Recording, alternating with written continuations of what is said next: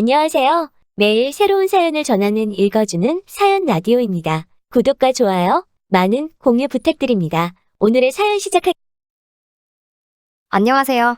34살 남자입니다. 결혼 2년 차이고요. 사연을 보통 여자분들께서 보내주시는데 제가 적어도 되는지 모르겠지만 정말 답답하고 어디 털어놓고 싶은 마음에 이렇게 용기 내서 사연 보내봅니다. 저는 평범한 집안의 둘째로 태어났고 위로는 누나가 한 명 있습니다. 본가는 지방이고 현재 저는 가족들과 떨어져 서울에 혼자 자리 잡아 생활하고 있습니다. 막연하게 서울 생활의 꿈도 있었고 지방에서 사는 게 너무 싫었습니다. 그래서 재수를 했지만 엄청 노력해서 서울에 있는 유명 대학에 진학하게 되었고 그때부터 저의 서울 라이프가 시작되었습니다. 대학을 졸업하면서도 대입을 준비하던 것처럼 1년이란 시간을 더 방황했어야 했지만 서울 안에 있는 꽤나 괜찮은 회사에 들어가게 됩니다. 그때부터 저는 완전히 서울에 정착하게 되었습니다. 회사를 다닌 지 6년 차가 되니 제 수중에 돈도 2억 정도 모이고 조금 안정기로 돌아서게 되더라고요. 그러니 자연적으로 결혼을 하고 싶어졌습니다. 그렇게 아내를 만나게 되었어요. 아내는 회사 근처 카페에서 만났습니다. 회사 근처라서 직장 동료들이 자주 가는 카페인데 제 와이프는 그 중에서도 이쁘기로 소문난 카페 직원이었습니다. 정말 회사 남 직원들 중 커피를 마시지 않는 사람도 제 아내 구경을 하기 위해서 일부러 카페에 갈 정도였으니 이쁘기로 소문난 그녀가 제 애인이 되었을 때는 정말이지 저도 믿을 수가 없었습니다. 정말이지 동네방네 자랑하고 싶더라고요. 하지만 결혼을 준비하게 되면서 알게 모르게 아내의 이유 없는 시댁을 향한 적개심이 가끔씩 눈에 보일 때가 있었습니다. 둘만 있을 때는 저에게 그렇게 잘했는데 유독 고향에 있는 누나나 엄마 이야기가 나오면 엄청 불편해하더라고요. 그렇다고 제가 아내에게 제 가족들과 엄청 살갑고 가까운 관계가 되어달라고 원한 것도 아닙니다. 본가 자체가 워낙 거리가 멀기도 하니 그냥 할 도리만 하자는 주의였는데 아내는 겪어보지도 않고 어디서 들으니 어떻더라 저떻더라 하면서 시댁에 대한 적개심이 굉장히 심해 보였습니다. 그래 같은 여자다 보니 당연히 저희 누나라든지 어머니와는 불편할 거라는 생각도 들기는 했는데 그 정도가 조금 심하다 싶을 때가 조금 있었어요. 결혼을 약속하고 나서 얼마 안 돼서의 일입니다. 신혼집에 쓸 가전제품을 보러 다니다가 별다른 결정을 못하고 있던 와중이었습니다. 고를 게 종류가 워낙에 많다 보니까 정신이 다 없더라고요. 아침 일찍부터 몇 군데 돌아다니다가 끝내 결정을 못하고 잠깐 휴식 좀 할 겸해서 카페에 들렸습니다. 아내가 잠깐 화장실을 간 사이에 핸드폰이나 봐야겠다 하고 핸드폰을 꺼냈는데 오랜만에 지방에 있는 누나에게서 먼저 연락이 왔더라고요. 뭐하고 지내냐, 어떻게 지내냐 이런저런 이야기를 나누다가 뭐하고 있냐고 물어보길래 아침 대바람부터 혼수 보러 다니느라 아주 정신이 다 없다고 대답했죠. 뭘로 살지는 정했냐고 누나가 물어봤는데 아직 TV며 뭐며 직접적으로 정한 건 아무것도 없다고 했습니다. 그 이야기를 하면서 누나가 TV는 어디 회사 걸 사는 게 맞다면서 자기의 의견을 말해왔고요. 화장실 다녀온 아내가 제가 누나와 대화를 하고 있다는 걸 알자 너는 우리 결혼 생활 이야기를 다 떠벌리고 있는 거냐며 엄청 불편해했어요. 아니 그냥 혼수 보러 왔다가 TV에 어디 거 살지 고민하고 있다고 말한 게 뭐가 그리 문제가 되느냐고 했더니 뭐 그런 것까지 말하냐며 입에 거품을 물더라고요. 제가 무슨 큰 잘못을 한 건가 싶어 이해가 잘 가지 않아 고작 이런 걸로 왜 그러냐고 물었더니 지금 제 누나가 시자짓을 하고 있는 거라고 열변을 토하더라고요. 그게 어떻게 시자짓이 되느냐고 했더니 지금 누나가 우리 혼수하는 것까지 간섭을 하려고 그러는 거라고 남자인 저는 눈치를 못 채더라도 자기는 다 알 수도 있다는 듯이 이야기하더라고요. 자기가 좋은 걸 사면 돈을 흥청망청 헤프게 쓴다고 할 거고 자기가 별로인 모델을 사면 자기 보는 눈이 없다고 그걸 가지고 흠을 잡을 거라고 하려는 거라 하더군요. 그 말을 들어보니 누나가 진짜 그런가 하는 생각도 있고 해서 그냥 앞으로 조심하겠다고 하고 말았습니다. 하지만 저희 누나가 시자짓을 하거나 할 성품의 사람이 아니라는 걸 저는 누구보다도 잘 알고 있었거든요. 가장 큰 이유로 일단 저희 엄마가 할머니를 모시고 살면서 모진 시집살이를 하는 걸 직접 보고 커왔기 때문이에요. 거기에 저는 손자라는 이유로 그나마 집에서 이쁨을 받았는데 누나한테는 할머니가 참 심술맞게 구셨거든요.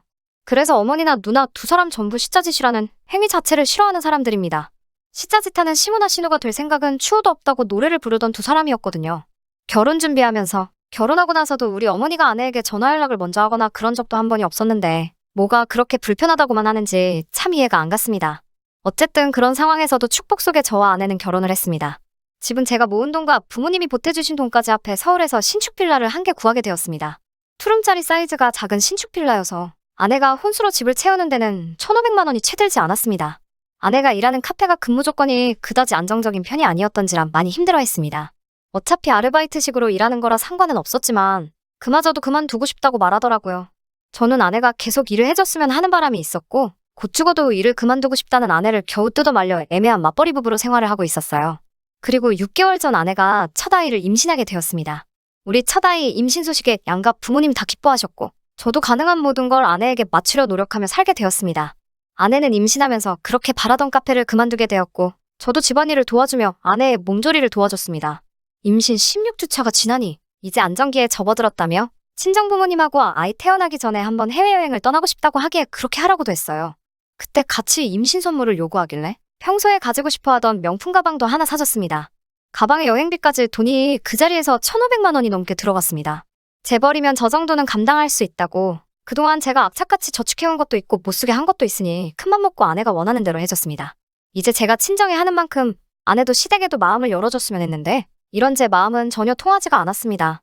결혼 생활 2년을 하는 동안 저희 집에 저희 부모님이나 누나가 찾아오는 일은 한 번도 없었습니다. 아내의 그 고질적인 시댁에 대한 혐오가 심각해서 고향에서 어머니가 서울로 방문하시는 걸 아주 자기 괴롭히러 오시는 거라 받아들였고 제가 중간 역할을 잘해야 양쪽에 아무 소리가 나지 않을 거니 저보고 알아서 잘하라고 하더라고요. 특히 연락 없이 찾아오는 것이나 시댁에서 살림 간섭 하는 거는 용납 못하고 이해해줄 생각이 추호도 없다고 말했습니다. 그 표현이 조금 거칠기는 했지만 요즘 여러 사람들이 시댁과의 이런저런 비슷한 문제로 이혼도 마다하지 않는다는 사실도 알고 있었기 때문에 당연하다고 생각했고 저도 그런 일은 없게 하기로 하겠다 약속했습니다. 저희 어머니도 결혼한 아들 집에 자주 들락날락 하는 거 안 좋다고 이해해 주셨기 때문에 아내가 걱정하는 그런 일은 전혀 없었고 제 누나 또한 와이프가 불편해한다는 걸 진작에 눈치채고 그때의 일로 결혼 후 저와 단 한 번의 연락조차 나누지 않는 사이가 되었고요. 아무튼 그날은 제가 회사에 급한 일로 주말이지만 출근해 있는 상황이었습니다. 어머니한테 연락이 왔어요. 임신한 지 아내 생각에 새벽바람부터 곰탕을 한 소프 고아놓으셨다고 하시면서 오늘 곧바로 전해주러 오시겠다고 하시더라고요. 제가 집에 있는 상황이었다면 그냥 제가 받기만 하면 되는 것인데 그러질 못하니 아내가 엄청 질색을 할 게 눈에 선해서 조금 당황스러웠습니다. 어머니도 마침 다른 날은 시간이 안 된다고 하셨어요. 어머니가 제가 곤란해하는 걸 이해하셨는지 자기가 출발할 때 직접 아내에게 전화하시겠다고 정말 공공만 전해만 주고 돌아올 테니 걱정하지 말라고 하시더라고요. 제가 미리 아내에게 연락을 한다고 하니 그건 한사코 말리셨어요. 제가 연락하는 순간 아내 입장에서 저녁 식사도 같이 해야 하나 하면서 어머니를 그냥 보내는 것도 엄청 스트레스를 받을 거라고 그냥 가져온 거 전해주기만 하면 되니 도착해서 문 앞에서 전화하고 건네만 주고 돌아오실 생각이라고 하셨어요. 아내가 어머니 저녁 식사를 대접할 거라고 생각도 되지 않았기 때문에 그냥 어머니께 알겠다고만 말하고 갑자기 출근하게 돼서 엄마만 불편하게 됐다고 죄송하다 사과를 드렸어요. 그리고 한참 다시 일을 하고 있었습니다. 시간이 어떻게 가는지 기억도 안 날 정도로 할 일이 많았어요. 그러다가 아내에게서 전화가 왔습니다. 시간을 보니 어머니께서 다녀가셨을 때쯤이 되었더라고요. 그래서 전화를 받았습니다. 어머니가 주신 거 잘 받았냐고 물어보기도 전에 다짜고짜 아내는 저에게 화부터 내더군요. 내가 이런 일 없게 해달라고 했지? 라고 시작하면서 어이가 없다는 듯 다짜고짜 화부터 내기 시작하는데 처음엔 어안이 벙벙해서 잘 이해를 못했습니다. 차근차근 달래가며 아내를 진정시키니 안 그래도 컨디션이 안 좋아서 꼼짝도 못하고 있는데 누가 벨 눌러서 보니 어머니더래요. 왜 시엄마들은 항상 연락도 없이 불쑥 찾아오냐고 이런 일 없게 해달라고 부탁했는데 그게 그렇게 힘드냐면서 화를 내기에 일단 아내를 진정시켰습니다. 아내에게 연락도 따로 준다고 했고 딱 가져오신 것만 전해주고 곧바로 돌아오실 거라고 했던 어머니가 대체 저에게는 말도 없이 아내가 저 지경까지 화나게 만들 정도로 뭔 짓을 하셨나 싶어서 처음에는 어머니께 아까 했던 거하고 왜 말이 다르냐고 쓴소리할 요량으로 어머니 좀 바꿔달라고 했어요. 그런데 어머니가 집에 안 계시다고 하네요. 이런 식으로 말없이 찾아오시는 거 문 한번 열어드렸다간 앞으로는 그게 당연한 줄 아는 법이라면서 이참에 시어머니 버릇을 단단히 고쳐주기 위해 일부러 문을 안 열어줬다고 하네요. 뒤통수를 뭐 단단한 거로 아주 세게 맞은 느낌이었습니다. 신혼집들이 이후로 며느리가 싫어한다고 별다른 연락 한번 먼저 하신 적 없었고 괜히 불편할까봐 집에 한번 찾아오신 적 없는 시어머니가 임신한 며느리 걱정돼서 밤새 곰탕 국물 우려내서 왕복 8시간 거리를 혼자서 찾아오셨는데 며느리가 한다는 말이 고작 시어머니 버릇을 이참에 고쳐놓아야 된다고요? 그 말에 저도 순간 이성을 잃고 아무리 예고 없이 찾아오셨어도 그렇지 이 엄동설안에 시외버스로 몇 시간이 걸리는 거리를 오셨는데 그게 기분이 나쁘다고 지금 제 어머니를 지금 문전박대한 거냐고? 너 지금 제정신으로 씨부리는 거냐고 한마디 했어요. 아내는 제가 화를 내고 있으니 불리하다고 생각했는지 아이 때문에 몸이 피곤하다는 핑계로 전화를 끊어버렸어요. 곧바로 아차 싶어 어머니께 전화를 드렸는데 아버지가 전화를 받으시더군요. 요즘 어머니가 자꾸 깜빡깜빡해서 전화기를 두고 나가셨다고. 네 엄마는 아직 안 만났냐고 걱정이 된다고 하시더라고요. 무슨 상황인지 대본에 이해가 가더군요. 전화기를 두고 가신 어머니가 출발하실 때 아내한테 전화를 당연히 하실 수 없었던 거죠. 그래도 어떻게 집까지 찾아온 어머니를 두고 아내는 자초지종도 묻지 않고 문전박대를 해버리고 말았던 거고요. 어머니를 생각하니 마음이 아프고 아내를 생각하니 정말 화가 치밀어 오르더라고요. 그러다가 회사 인포에서 가족분이 방문하셨다는 연락이 와서 후다닥 뛰어내려갔습니다. 가보니 어머니가 보자기 꾸러미에 바리바리 싸운 침을 양쪽에 드시고 서 계시더군요. 회사 이름이 기억나서 겨우 찾아왔다고 하시는데 화 한 번 내지 않고 오히려 제 눈치를 보고 계신 모습을 보니까 눈물이 다 날 뻔했습니다. 왜 그러니까 연락도 없이 와서 고생을 하시냐고 소리를 질렀어요. 어머니가 미안하다고, 출발하면서 전화한다는 것도 까먹고 전화기까지 두고 왔다고, 늙으면 죽어야지 하면서 멋쩍게 웃으시더라고요. 밤새 얼마나 끓이신 건지 젤리처럼 되어있는 공국을 먹기 편하라고 따로 1인분씩 소분해서 따로 싸서 가져오시고, 묵직한 유리 반찬통에는 몇 종류나 되는 반찬들을 챙겨 먹으라고 김치며 젓갈이며 이것저것 아내가 좋아할 만한 건 전부 다 싸우셨더라고요. 보자기를 제가 받아들기만 했는데도 무거웠는데 나이 드신 노모 혼자서 이걸 들고 본가에서부터 터미널, 서울 신혼집에 제 회사까지 여행을 하셨을 생각을 하니 마음이 다 아팠습니다. 그냥 가신다는 거 택시비 들여서 터미널까지라도 택시로 모셔드렸습니다. 밀린 일 정신없이 처리하고 이건 제대로 짚고 넘어가야겠다는 생각이 들어 아내와는 한바탕 할 생각으로 상태로 집으로 돌아갔어요. 아내는 아내대로 저한테 화를 낼 준비를 하고 있더라고요. 제가 어머니가 가져온 걸 양손 가득 들고 온 모습을 보니 경비실에서 주더냐고 하면서 이게 무슨 경우냐고 저에게 화를 냈어요. 아내가 화를 내면서 몰라도 되는 이야기를 더 알게 되었습니다.